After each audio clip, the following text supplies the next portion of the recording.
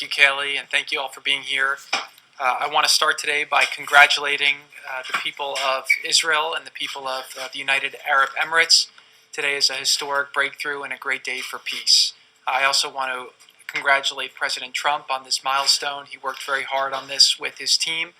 We worked with Prime Minister Netanyahu and the Crown Prince Mohammed bin Zayed, who really are two visionary leaders who made a big step forward today to really change the region.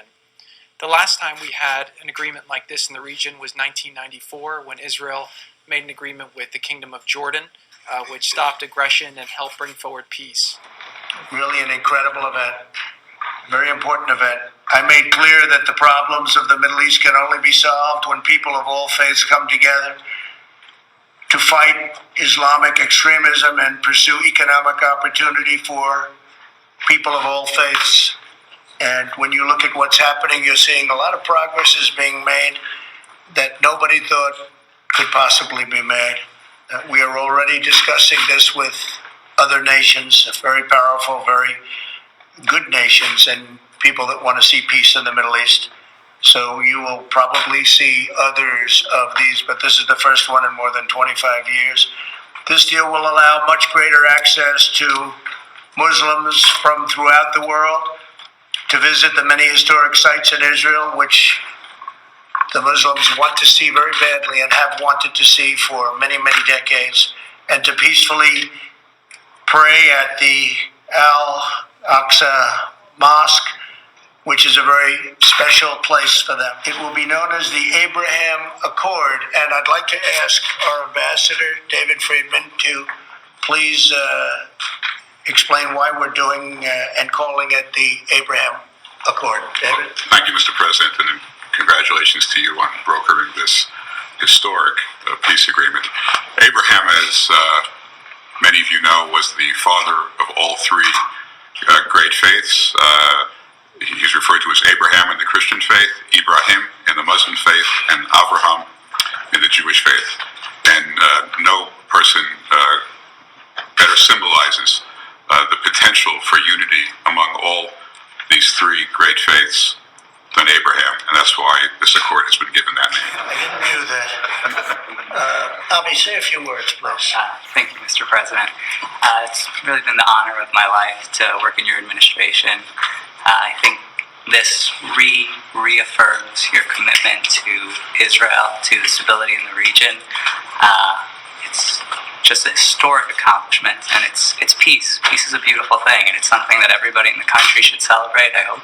I would like to say that I want to thank the President for his leadership on this historic peace effort. We were able to achieve results that others were not able to achieve, and this will advance the region, and this will advance the whole world.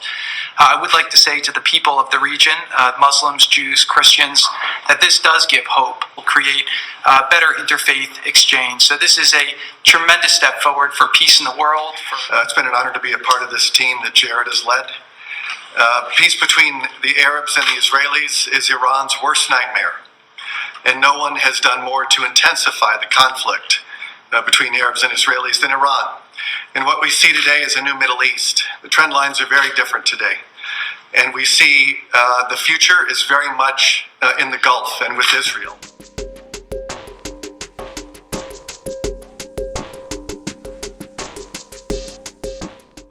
إن ما قامت به إمارات من الجريمة الكبيرة ضد الأمة الإسلامية حقيقة هذه تعتبر خيانة تاريخية، وهذا كذلك يكون استمرارا لخيانة بعض الكبار وبعض السلاطين وبعض أمراء العرب سابقا في أيام الأولى من احتلال إسرائيل لفلسطين. وجود الكيان الصهيوني وحضور الكيان الصهيوني مقربة من الحدود الجمهورية الإسلامية ومن مضيق الهرمز، وكذلك في هذه المنطقة وجودها في نفس هذه المنطقة تعتبر والجمهورية الإسلامية تعتبرها تهديدا للجمهورية الإسلامية. والجمهورية الإسلامية ترى لها حقا أن تعتبرها تهديدا للجمهورية الإسلامية. قال الإمام الخامنئي دام ظله أن فلسطين أن الصهيونية تمضي أيامها الأخرى.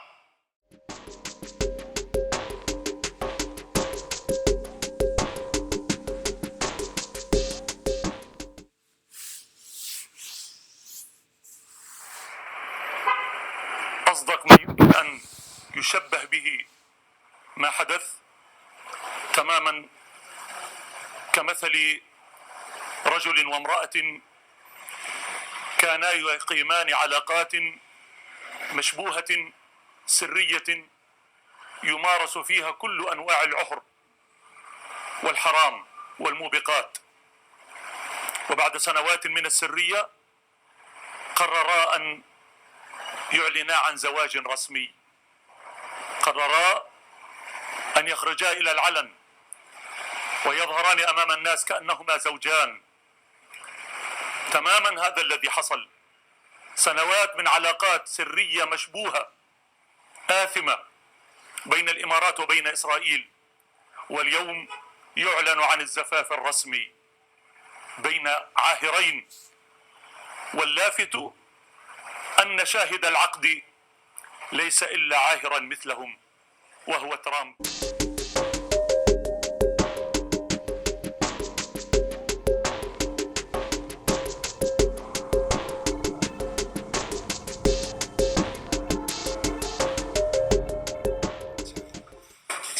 This is already, you guys are touting this as a good step forward, but the Palestinian officials are already out criticizing it.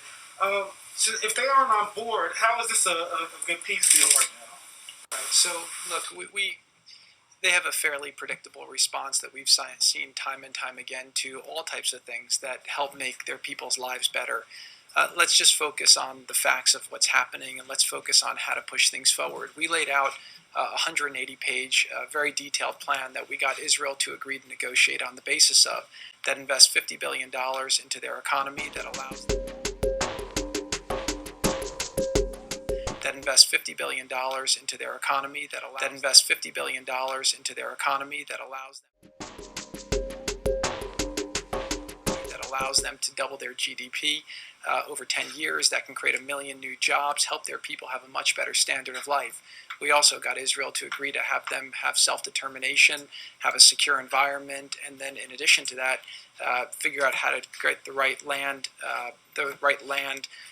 outcome where we can go forward. So, look, I think that a lot of people in the region are seeing that we can't wait for the Palestinian leadership to try and resolve this. Every country is going to do what's in their best interests, what's in the region's best interests,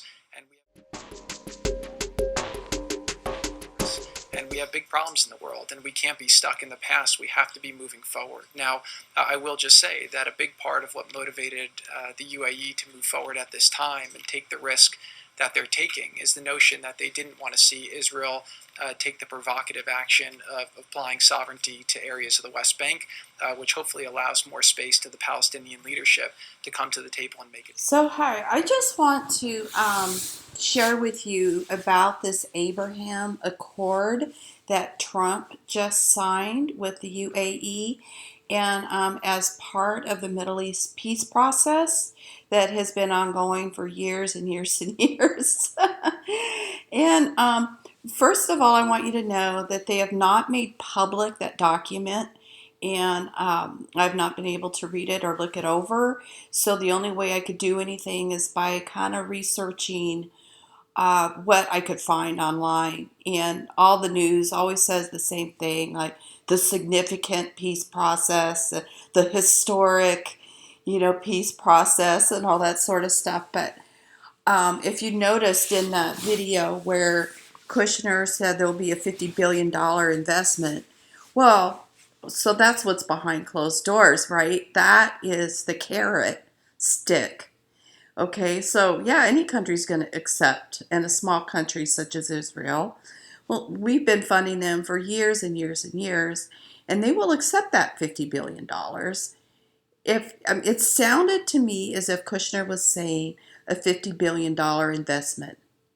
buy this deal. Okay? So where does that money come from? So there is other stuff, but there's also prophetic things just to watch.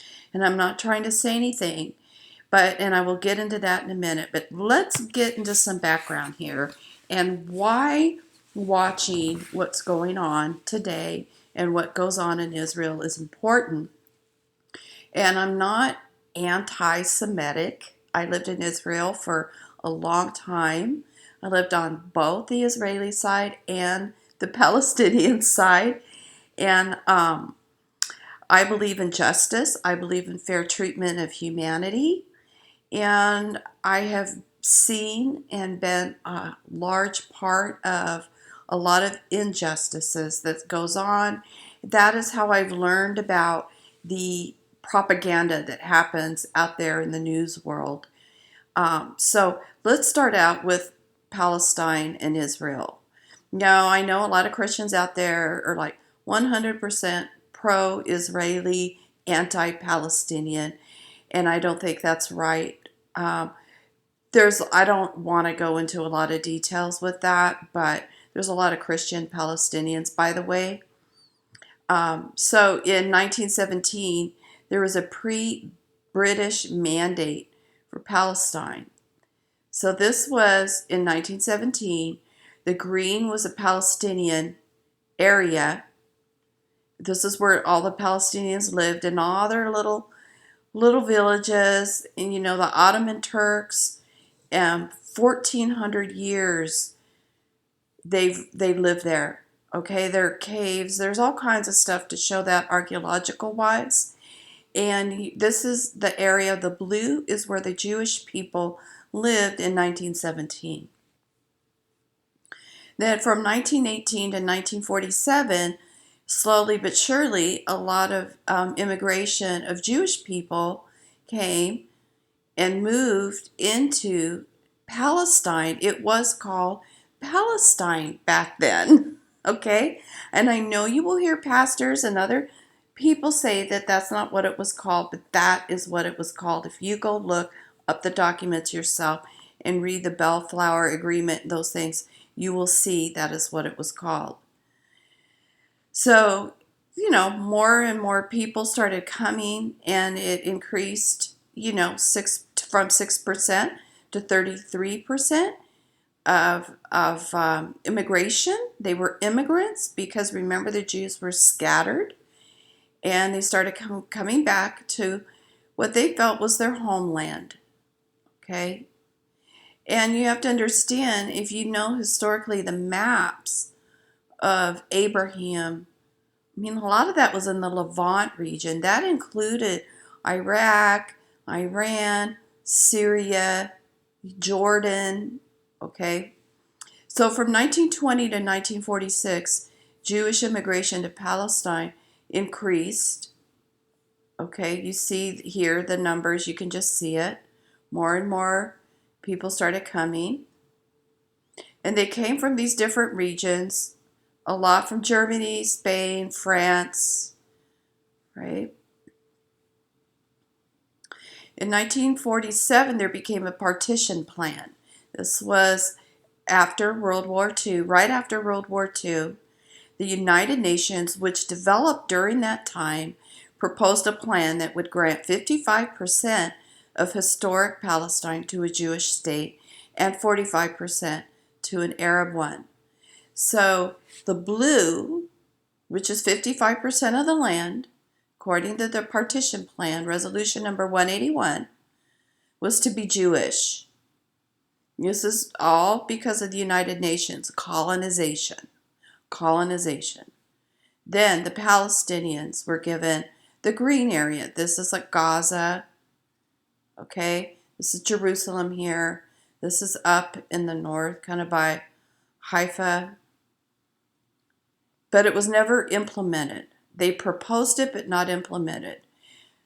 So then the Palestinians were expelled. Okay, so the Palestinians that lived, which was previously the green area, if you remember, back for thousands of years, they lived in this whole area. They were expelled from their villages and moved to these green areas, and even expelled from this area that was previously proposed up here, and this strip. This is part of all that strip here, Sinai, part of Egypt here. So the Israelis lived down in here, okay? So they expelled all this green area of people, 750,000 Palestinians, and took 78% of Palestine rather than 55%, and moved them into these green areas and created refugee camps. And they had to leave their homes and their villages and go into literal camps.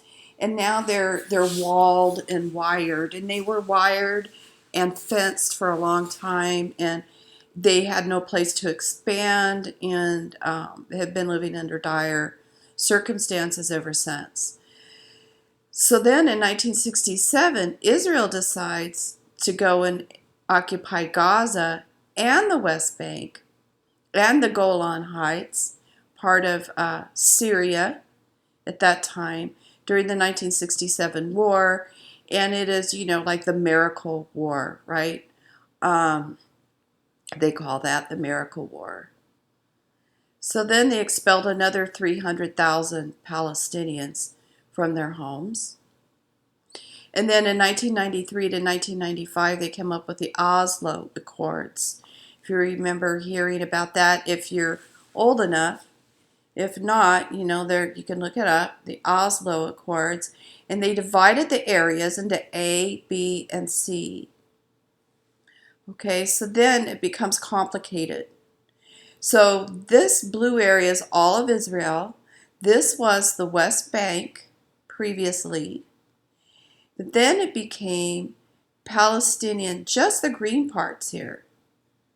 Palestinian under Israeli occupation, which means that the Israeli control that area, Area B, and Area C, this blue area, or this area here, is under Palestinian control.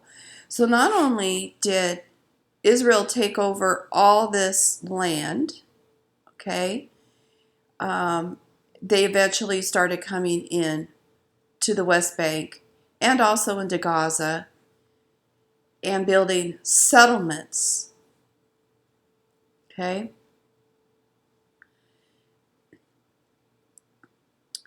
And so, so 1920, in 2020, we have 16 governments, okay, and 5 million Palestinians that have been getting shrunk and shrunk, okay? So then we have the settlements, how they've grown.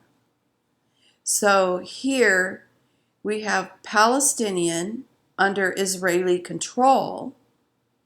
So you have to understand that there's like checkpoints and stuff. So like if your grandparents live here and you live here, it's sometimes very difficult to get here. If you live in Gaza, forget ever going into the West Bank. You're kind of surrounded by the sea and by Egypt. These little red areas started becoming more the settlements, okay, or what they call outposts. And a lot of times these are hills. So with each settlement is also checkpoints. So even though this is under under Israeli control now, right? There's nothing Palestinian under Palestinian control anymore. So you see this slow change. So this blue area used to be Palestinian under Palestinian control. Now it's under Israeli control. So if anywhere you want to go in here, you have to go through checkpoints. These are the settlements that are encircling, that's the plan. They want to encircle in the West Bank all the Palestinian villages with settlements in the name of security. They're just laying siege. Okay? They really do. So most of the world considers that the Israeli settlements are a violation of international law, which it is, except America.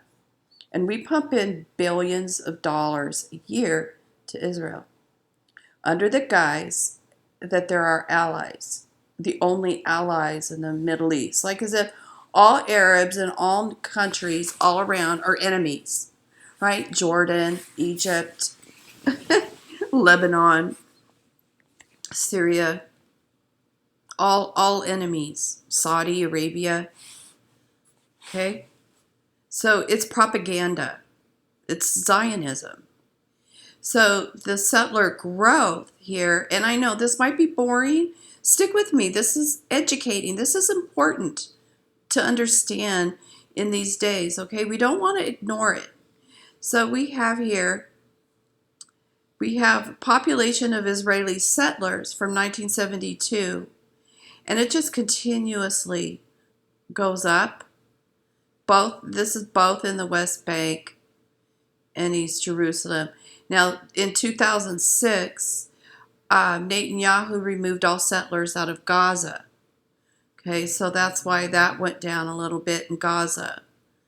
There were not many settlers, but it was a nightmare to live through because Gaza was divided in 3 areas and there were checkpoints. And it was chaos to get through the checkpoints. And then here's East Jerusalem. Okay? So you understand that. Then they decided to build a wall. They've been building a wall. And I wrote actually the first article on the wall that was ever published. And so they decided to build a wall. Okay? This was the green line back in, I believe, 1967. Okay? This is the wall. Now you're looking there, like there's Bethlehem, there's a lot of villages and lots of people. So they took away even more of the land, and it doesn't look like a lot, but when you don't have a little, it's a lot, okay? And the settlers have to go in and out. So it's pretty bad. This is kind of what it looks like. And there's no place for growth. Okay, so the Palestinians have to build up and up and up. And this is like actually a nice house. But they really divided a lot of areas. And here are all the checkpoints, as I was talking to you about, among where the settlements are, how the Israeli Palestinians, it's really hard for them to get through anywhere. And there's a lot of problems. This is Bethlehem. We have Jerusalem is right in here. So all the Christians are stuck right in here. You have a lot of Christians here. Okay. This is what it actually looks like. This is how it is. To go from within the West Bank, from one village to another, you might have to go through, like in Hebron, 5 checkpoints to get home. Okay? And, I mean, your work isn't going to be only right here. A lot of people might live here but work here. Or live here but work here. Okay?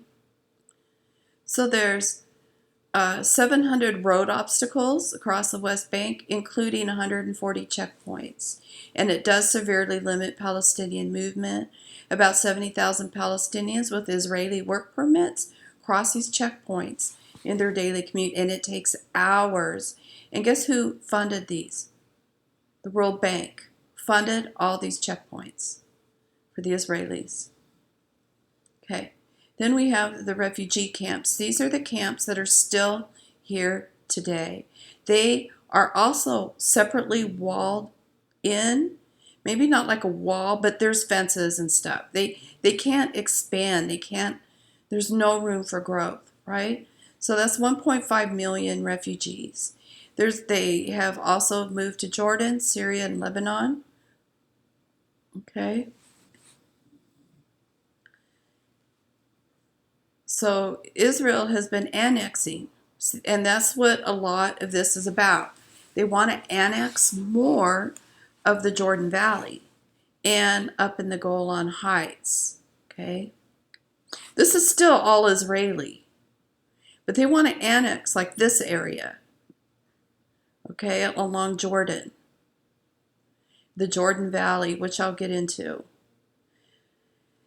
So countries that do not recognize Israeli annexation of East Jerusalem and the Golan Heights is America. All the other countries in the world do. And Jerusalem, there's a little bit of history here. This is like where the big focal point is for everything. They move. Trump moved the consulate, or not the consulate's office was already there, but he moved the whatever over there. I lost my word. Anyway, this is the old city, okay? And this is West Jerusalem. This is where the Palestinians used to live all in here, okay? But then they had to move out, and they got crammed into West Jerusalem, and there's all these checkpoints in here, okay? And then there's checkpoints to get down into Bethlehem. So it's really cramped, and the settlers, there's a lot of settlements in here. And this is West Jerusalem where the Palestinians live. I mean the Israelis, sorry, I'm backwards. East Jerusalem, Palestinian side, West Jerusalem, Israeli side. Checkpoints all along here. Okay, and that's understandable. But there's also checkpoints all along here. And there are a lot of settlements and settlers in that area. Okay, so this is one of the holiest sites, right? You have Muslim, Christian, Jewish. That's like a lot of what the problem is. We have the mosque and the Golan Heights. So this used to be the West Bank. Now this is it's Syria, but under Israeli occupation. And this is the United Nations Peace Buffer Zone. Okay? And then this is the area that they want to annex, is the Jordan Valley, like I pointed out to you here. This is Palestinian, all under Israeli occupation. And there's no more Palestinian control. And here are some of the settlements, which means there's a lot of checkpoints. We have Jericho. This is all Jordan. And this is where they could go back and forth. There was a lot of security. They've increased the security. Some of their economy comes from the Dead Sea salts and makeup and all that sort of thing. So they want to annex, okay? They want to completely encircle the Palestinians in the West Bank. Okay, speed up all the construction of they are illegal settlements, and what it does is it cuts off more Palestinian water and agricultural resources. Now, I know this is long. Please bear with me. I hope you enjoy this because I have a lot of knowledge in this. I lived there for a long time, and I covered this for a long time, and I was in some diplomatic negotiations as well. So what happened is through these slow annexations and wall building and land taking, the Palestinians started really losing their agricultural land. And then they didn't have access. Let's say Hebron grew watermelons and somebody else had a bunch of olive oil. They didn't have access anymore for intra-trade within the West Bank among the Palestinians to keep the economy alive. So they were slowly starving it. And what happened through time, because they were all blocked off and checkpoint off, and they couldn't go anywhere or trade, the watermelons would rot, the olives would rot. The Israelis ended up having a whole new market of products they could sell to the Palestinians. So they made money, and they still are making money off of the Palestinians. Yogurts, everything. The Palestinians used to have their own manufacturing. They made their own soaps, their own yogurts, their own agriculture. And with all that being cut off, the Israelis get to now deliver that, and the Palestinians get to pay for Israeli products in the West Bank.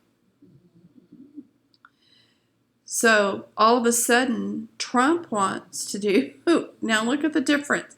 Remember, all this, but a little bit, okay, was Palestinian.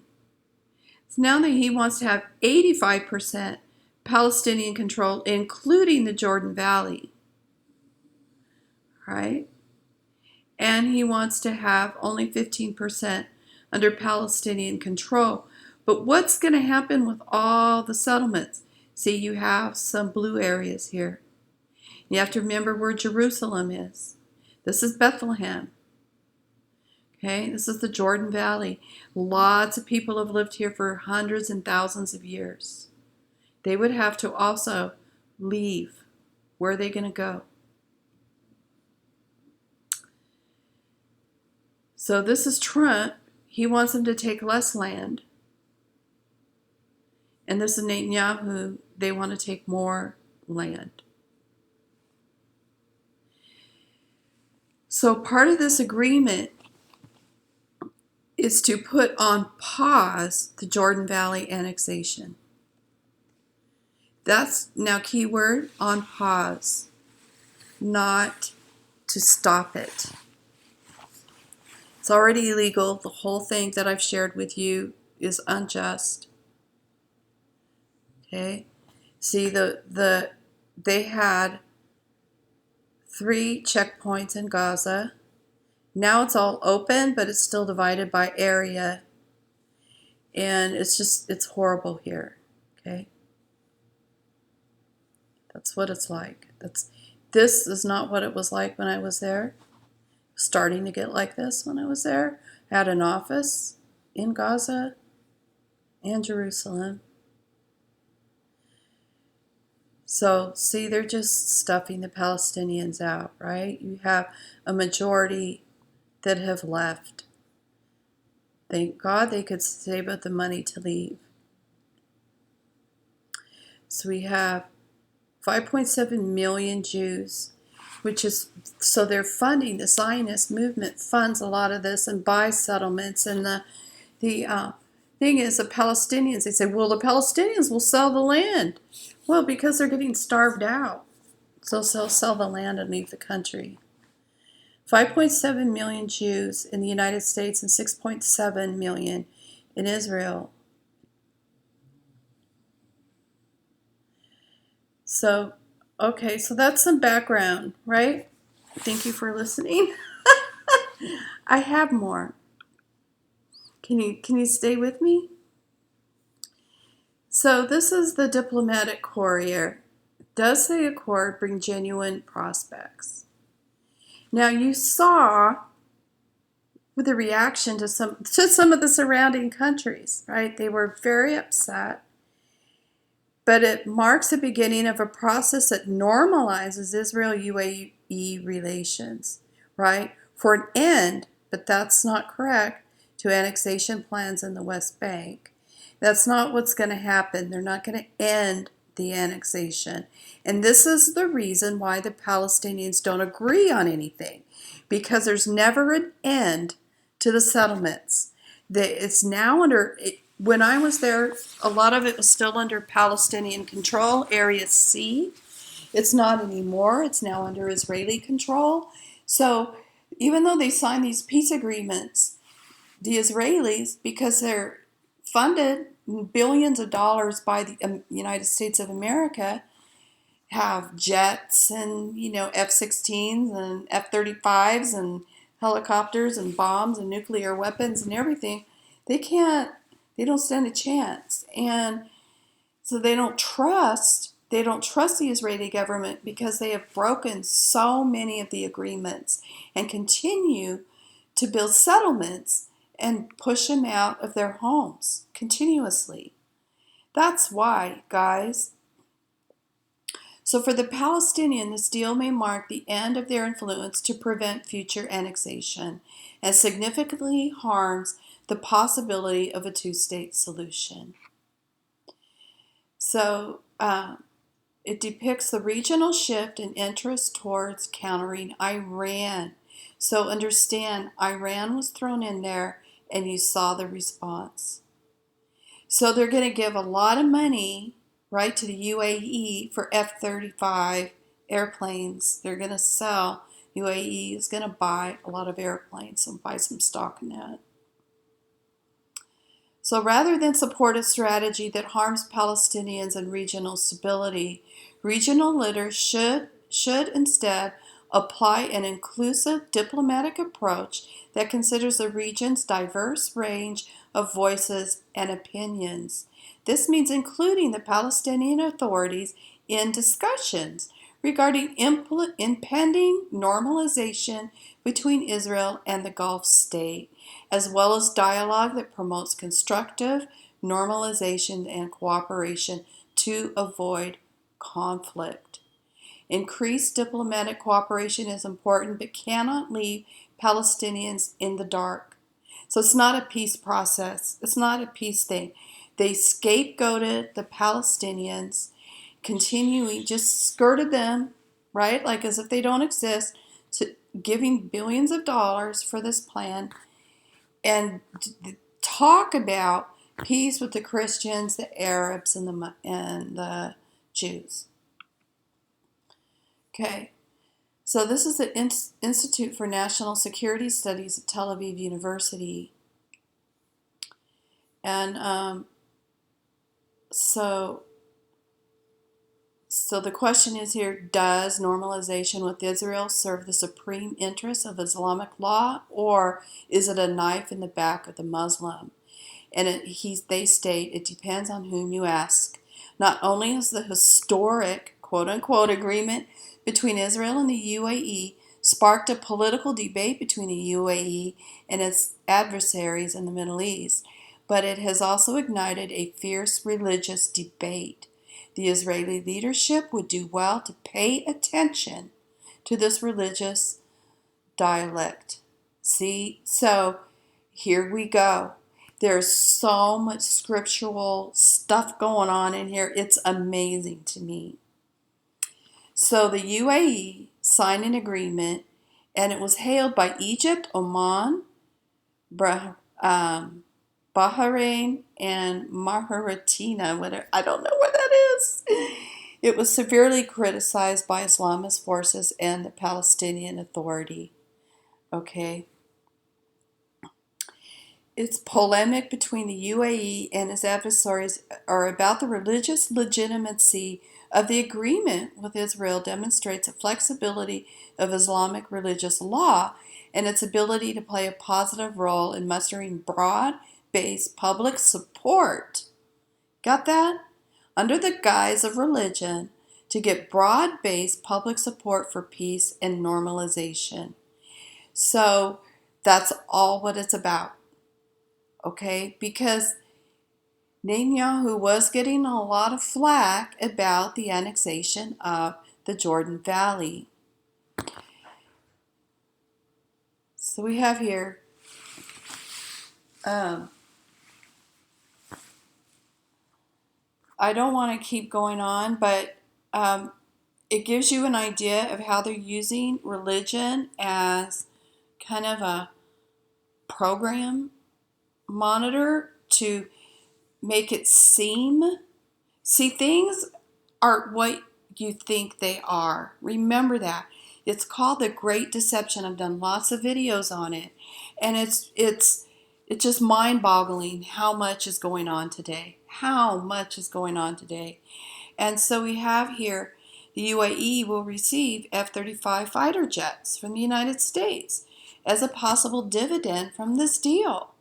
I mean, where are we getting this money, right? We can't even pay for our own people, right? And so back to the Zionism.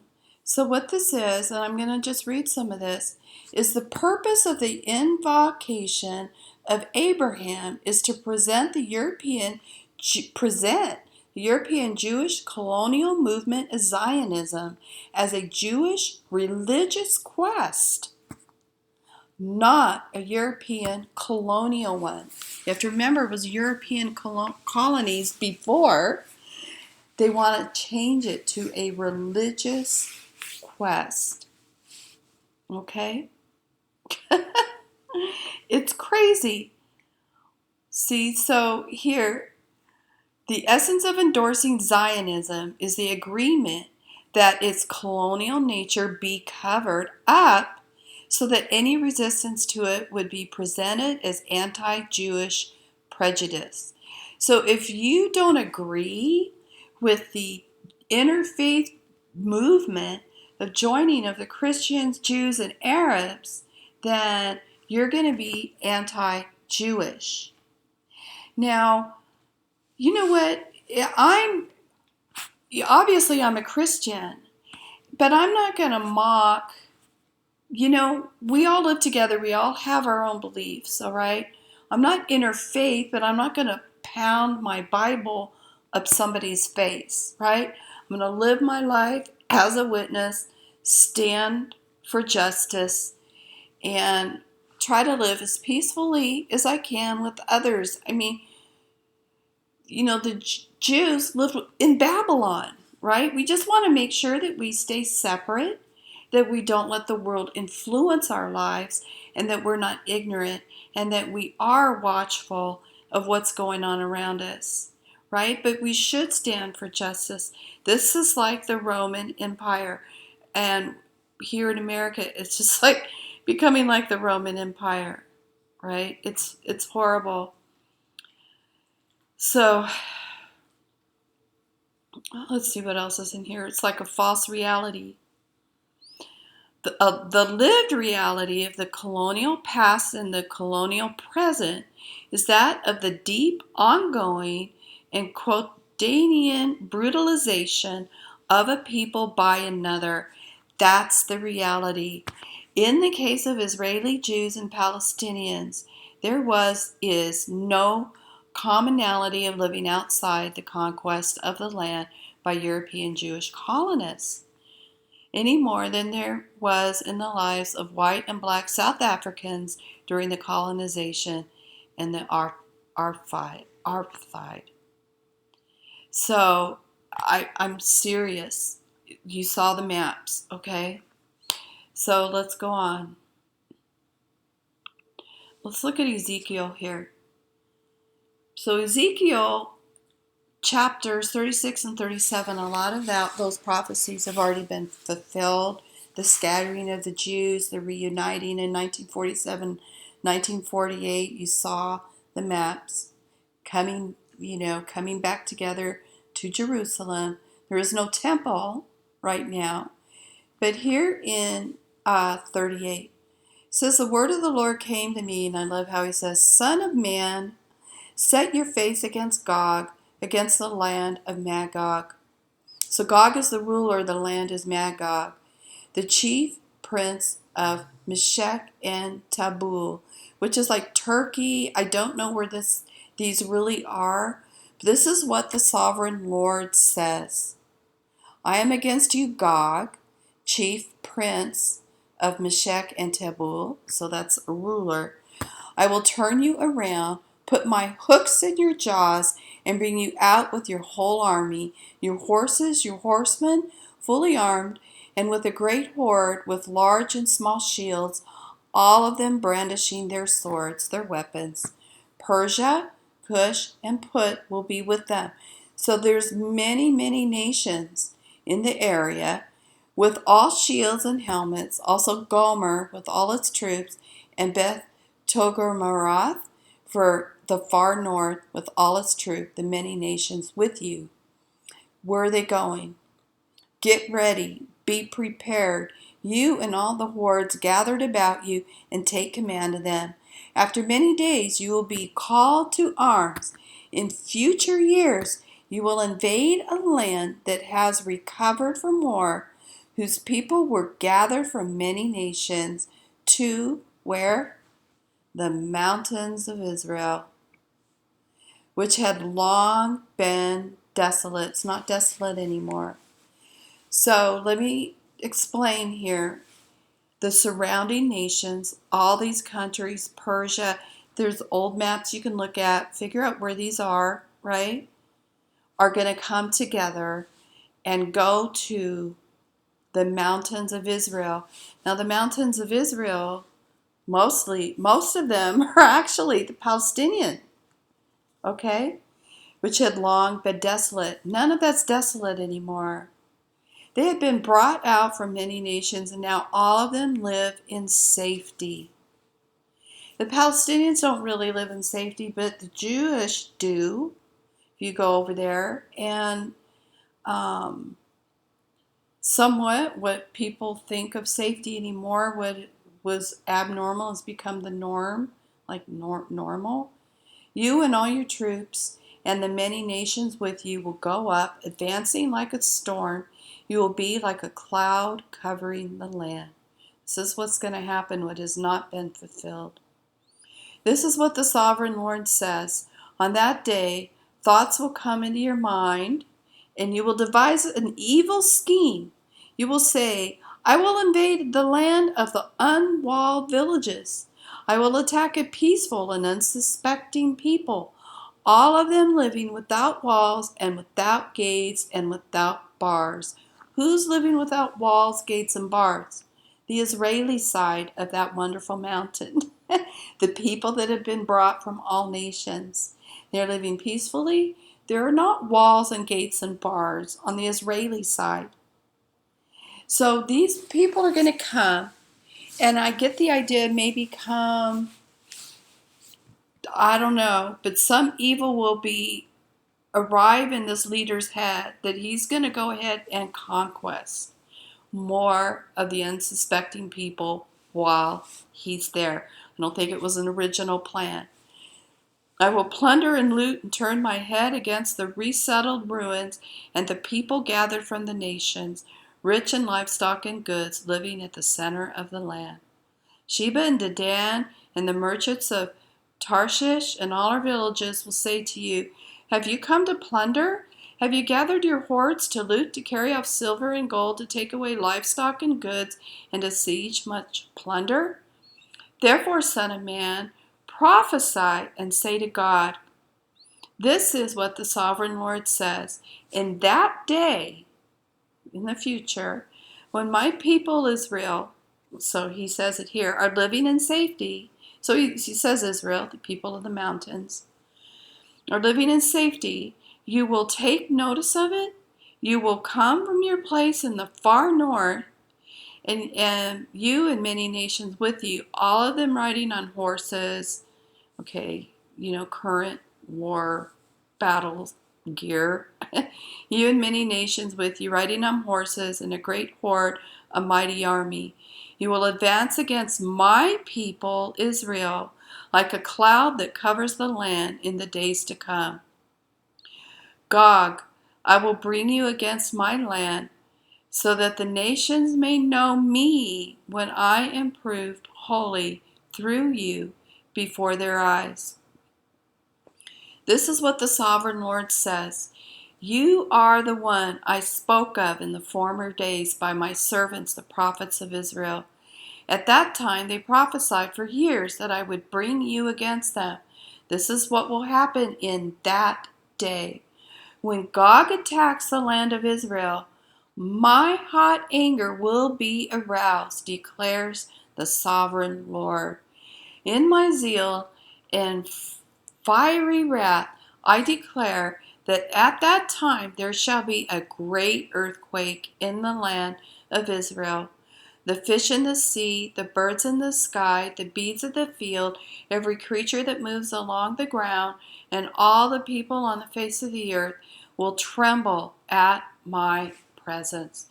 All the people on the face of the earth. The mountains will be overturned, the cliffs will crumble, and every wall will fall to the ground. I will summon a sword against Gog on all my mountains, declares the sovereign Lord. Every man's sword will be against his brother. I will execute judgment on him with plague and bloodshed. I will pour down torrents of rain, hailstorms, and burning sulfur on him and on his troops and on the many nations with him. And so I will show my greatness and my holiness, and I will take myself known in the sight of many nations, and they will know that I am the Lord. So this is chapter 39. Thank you for listening. I hope this kind of gathers some insight with you. I know it's long, and I don't care. I'm going to put it up. Son of man, prophesy against Gog and say, this is what the sovereign Lord says. I am against you, Gog, chief prince of Meshech and Tabul. I will turn you around and drag you along. I will bring you from the far north and send you against the mountains of Israel. Then I will strike your bow from your left hand and make your arrows drop from your right hand. On the mountains of Israel you will fall, and all your troops and the nations with you.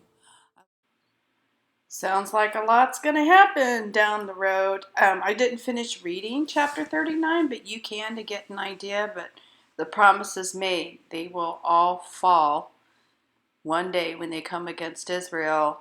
And I really don't understand, like, when that earthquake and the mountains will fall and all that. It kind of sounds like when Jesus returns, but I'm not sure how that is. I've not done a total Ezekiel study, but well, I hope that helps. Keep a watch out, and God bless you. Stay safe.